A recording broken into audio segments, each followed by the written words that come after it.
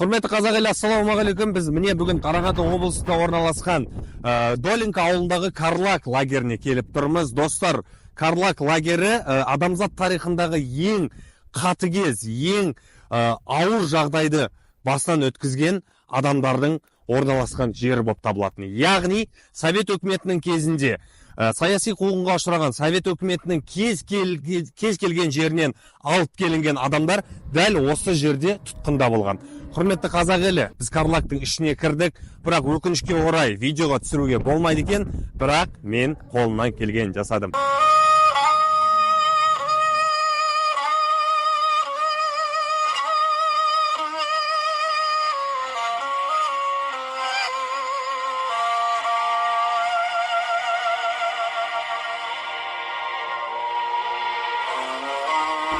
Те любители Советского Союза, которые говорят то, что у нас в Казахстане у казахов не было своей письменности.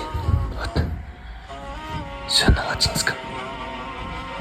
Любители Советского Союза, я нахожусь в кабинете начальника Карлага. Это было все в советское время.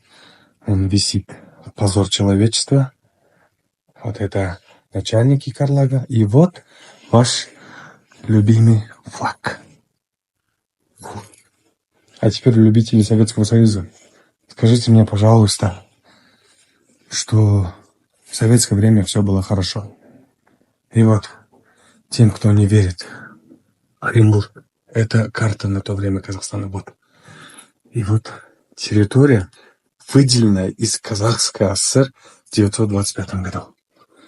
Тем, кто говорит, что Оренбург не был столицей Казахстана.